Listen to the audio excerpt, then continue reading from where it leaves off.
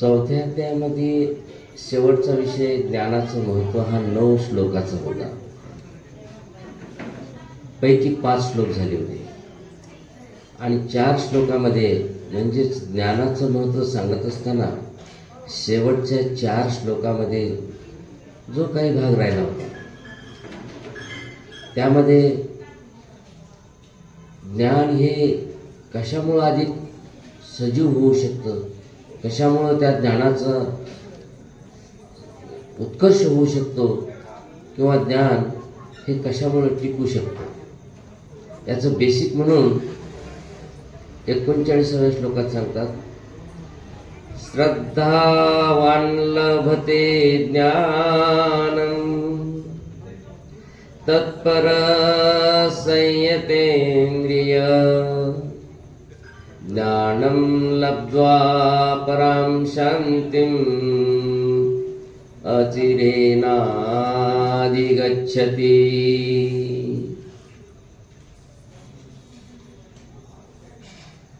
जो व्यक्ती आपल्या इंद्रियावर परिपूर्णपणे संयमित आहे आणि साधनामध्ये तत्पर आहे, ईश्वरीय आराधनेमध्ये तत्पर आहे, असा श्रद्धावान व्यक्ती, भलता सलता श्रद्धावान नाही, काही भोळे श्रद्धावान असतात तसा नव्हे, तर ज्यांनी इंद्रियावर आधी आपला काबू ठेवलेला आहे, संयम ठेवलेला आहे आणि त्याचप्रमाणे तो आपल्या साधनामध्ये तत्पर आहे, म्हणजे ईश्वर आराधनेमध्ये तो निपुण आहे आणि असा तो श्रद्धावान व्यक्ती ज्ञानम लभते, त्यालाच ते ज्ञान प्राप्त होतं. म्हणजे काही इतरांना होत नाही का?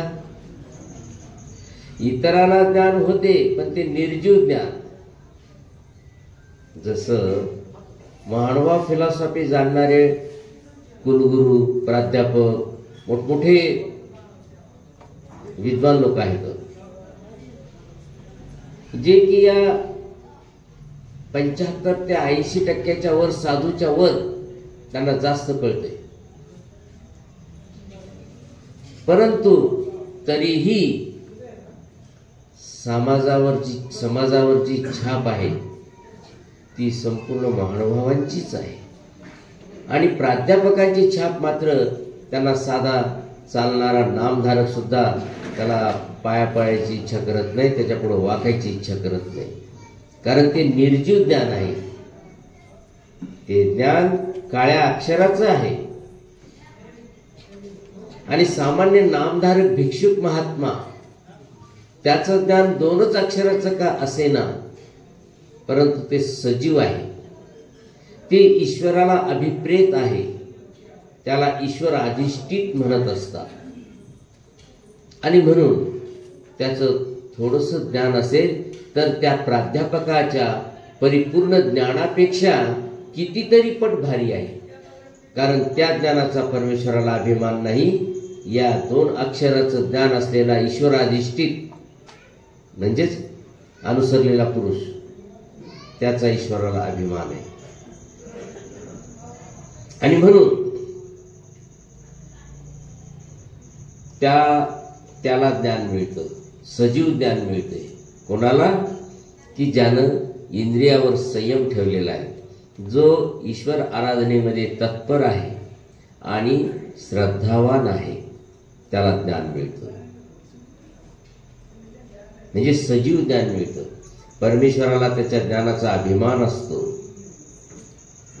आणि मग ज्ञानम लब्ध्वा अचिरेण, ज्ञान मिळून अगदी लवकर तात्काळ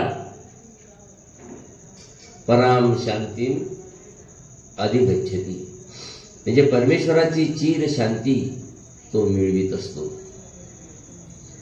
असं ह्या ज्ञानाचं महत्त्व, कसं ज्ञान मिळतं आणि त्या ज्ञानाने त्याचा काय लाभ होतो असं इथं सांगितलं. पुढच्या पद्यामध्ये म्हणतात, अज्ञश्च श्रद्धानश्च संशयात्मा विनश्यति नायं लोकोऽस्ति न परो न सुखं संशयात्मनः। या वेगळे व्यक्ती अज्ञान आणि अश्रद्धान, जशी पाहिजे तशी श्रद्धा नसलेले, संशयात्मा, खरं की खोटं।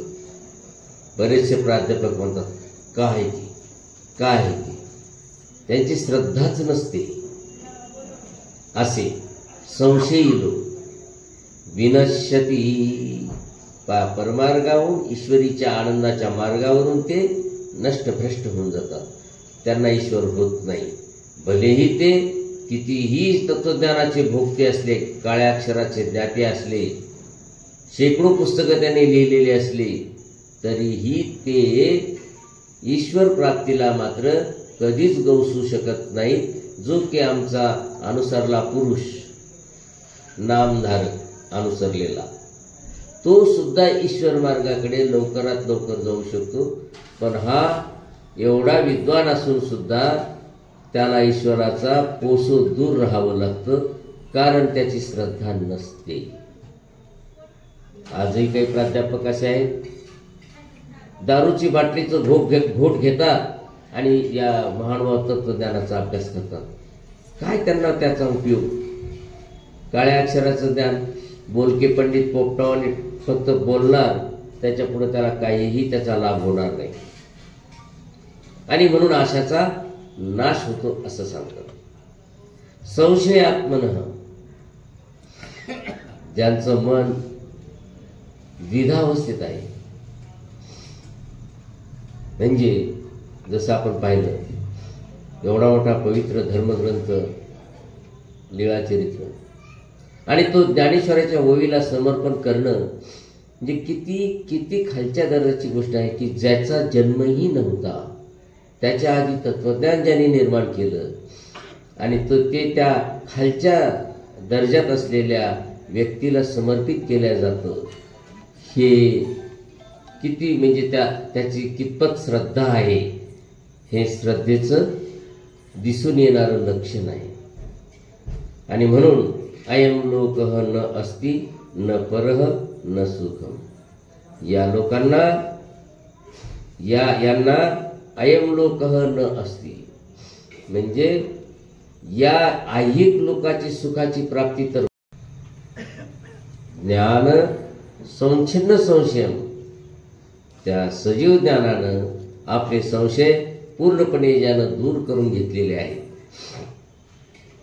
अशा आत्मवंतम म्हणजे संयमी पुरुषाला कर्मानी न निबध्नन्ति, त्याला कर्म कधीही आवळू शकत नाही, ना बांधू शकत नाही। विशेषतः आहे भगवान श्रीकृष्ण म्हणतात नमाम कर्माणि लिंपन्ति न मे कर्म फले स्पृहा, आणि परमेश्वरानंतर असा दुसरा कोण व्यक्ती असेल की ज्याला कर्म लागत नाही, तर तो हा ज्ञानी आहे। ते आत्मवंतम कर्मानी न निबध्नन्ति, म्हणजे एक तर परमेश्वर किंवा परमेश्वराचा भक्त, परमेश्वराचा ज्ञानी आहे, त्याला कर्म स्पर्श करत नाही, असे दोनच व्यक्ती आहेत। तसं संलग्नालाही कर्म लागत नसतात, कारण ती देवता जात आहे, त्यालाही कर्म लागत नसतात, परंतु ती जात कशी आहे? त्रिगुणात्मक आहे, अकेवळ आहे, आणि अकेवळ असल्यामुळं ती मोक्षाला पात्र होऊच शकत नाही। केवळ पदार्थामध्ये जसे परमेश्वर केवळ पदार्थ, तसा जीवही केवळ आहे। फरक असा की परमेश्वर मायायुक्त केवळ, तर जीव हा अविद्यायुक्त केवळ आहे।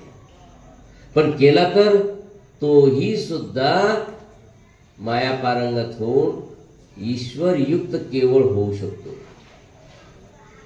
ईश्वर स्वरूपी पावन झालेला असा तो अविद्याविरहित केवळ होऊ शकतो. आणि अविद्याविरहित केवळ झाल्यानंतर त्या परमेश्वराचा केवळ स्वरूपीचा आनंद तो साहजिकच जीवाला पूर्णपणे अलगद त्याला प्राप्त होऊ शकतो. कारण दोघांमधला जो बांध आहे तो अविद्येचा तो तुटू शकतो. पण देवतेचा जो अकेवळत्वाचा बांध आहे, त्रिगुणात्मक अविद्येचा जो बांध आहे, तो बांध मात्र तुटूच शकत नाही. आणि म्हणून देवता कधीही ईश्वर स्वरूपीच्या आनंदाला पात्र होत नाही. आणि प्रपंच तर जडच आहे. खरे तर तीनच पदार्थ चेतन, जीव, देवता आणि परमेश्वर. परमेश्वर तर सर्व सर्वे. आणि त्या परमेश्वराचा आनंदाचा प्रवाह फक्त जीवापर्यंत पोहोचू शकतो, परंतु त्याला अडचण आहे ती अविद्येची. आणि त्या अविद्या छेद करण्यासाठी सगळं हे बाजार, सगळं हे दुकान मायेकरवी परमेश्वराला रचावं लागलं. कारण देवता तरी परमेश्वराच्याच, आणि परमेश्वर नीतिमंत. एकटा आपण आपला काही करणार नाही. देवता त्याच्या सेवक आहेत. देवतेलाच काम लावलं, तुम्हीच करा, तुम्हीच सगळं करा आणि पहा काय तुम्हाला जमलं ते. म्हणजे हे दुकान लावताना सगळं सोपवलं कोणाकडं? देवतेकडंच.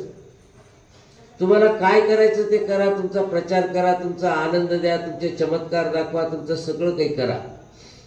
आणि परमेश्वर त्याच्यामध्ये ते सुद्धा अवतार घेऊन आपलं कार्य करीत राहतात. परमेश्वरानं कधीही देवतेला दुखवलं नाही. याउलट सर्वज्ञ म्हणतात, बाई दुसऱ्याचा देव काही दगडे हाणावा.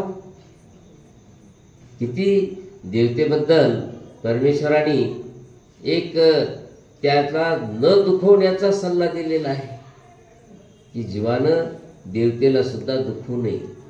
देवता दुखवल्या तर परमेश्वर त्याचा अभिमान काढून घेत असतात. देवता जर दुखवल्या तर परमेश्वराला त्याचा अभिमान जो असतो त्याला शिक्षा नाही देत, परंतु ते सुद्धा दुःखी होतात. कारण परमेश्वराला तो व्यक्ती पाहिजे समत्व योगाचा, निरभिमान योगाचा, निष्काम कर्माचा. तरच, कारण परमेश्वर जसा तसा त्याचा भक्त, तसा त्याचा ज्ञानी असावा. म्हणजे समत्व आल्यानंतर मग परमेश्वराचा आनंद तिथे प्रभवल, अन्यथा प्रभवणार नाही. आणि म्हणून ज्ञानाचं महत्त्व सांगत असताना की ज्यानं ज्ञानाचा संशय ज्ञानरूपी तलवारीनं ज्ञानासीना त्यानं नष्ट केलेला आहे आणि त्याला सुद्धा कर्माचं बंधन लागत नाही. कोणाला? त्या ज्ञानियाला. असं हे ज्ञानाचं, परमेश्वरीय ज्ञानाचं महत्त्व आहे. आणि म्हणून शेवटच्या श्लोकात सांगतात, तस्माद ज्ञान संभूतम रुत्स्थं ज्ञानासीनात्मनः चित्वैनं संशयं योगम् अतिष्ठोत्तिष्ठ भारत. कस्मात् ज्ञान संचिन्न संशयम तस्मात् येन ज्ञानेन अस्वात्मनः संशयम नष्टीकृतं स्वयं आत्मवन्तं भूतं तस्य कर्माणि न निबध्नन्ति. किम अवगतं मया यत् संस्कृतं वक्तुं शक्नोमि अहं यत् संस्कृतं वदामि तत् किम अवगतं जानन्ति भवान. मी संस्कृत मध्ये बोलायला तुम्हाला कळायलं का? नाही, थोडस एक झलक दाखवली का कसं जुळतं आहे की ज्यानं ज्ञानाने सगळे संशय दूर केलेले आहेत, आत्मवंत बनलेला आहे, ज्याला कर्म बाधत नाही. म्हणून तस्मात, म्हणून म्हटलं तस्मात त्यामुळं म्हणजे कशामुळं? तर येन ज्ञान संचिन्न संशयम आत्मवंतम तस्य कर्माणि न निबध्नन्ति तस्मा संस्कृतम अतीव सुलभम संयुक्तकम अस्ति किंतु तस्य सरलतया अस्माकं प्रति न अवगतम अतएव अहम अवगतम न जाना किंवा आम्हाला कळत नाही आहे सोपी आहे ती पण असो तस्मा भारत अर्जुना रुच्तम एनम अज्ञान संभूतम हृदयाच्या ठिकाणी एनम अज्ञान संभूतम या अज्ञानापासून निर्माण झालेल्या आत्मनः संशयम आपल्या तुझ्या स्वतःच्या संशयाला ज्ञानासीना ज्ञानासीना असीना असीना म्हणजे तलवार ज्ञानरूपी तलवारीने ज्ञानासीना छित्वा तोडून कशाला तोडून आत्मनः संशयम आपल्या मनात जो असलेला संशय आहे तो ज्ञानरूपी तलवारीनं तोडून योगम अतिष्ठ तू तुझ्या निष्काम कर्मावर आरूढ हो अतिष्ठ आणि उत्तिष्ठ चल उठ उभा राहा युद्ध करायला उत्तिष्ठ उभा राहा अशा प्रकारे हा ज्ञान कर्म संन्यास ज्ञानानं या कर्माचा कसा त्यांनी नाश केला ते या 5व्या अध्यायामध्ये पाहिलं या 4थ्या अध्यायात पाहिलं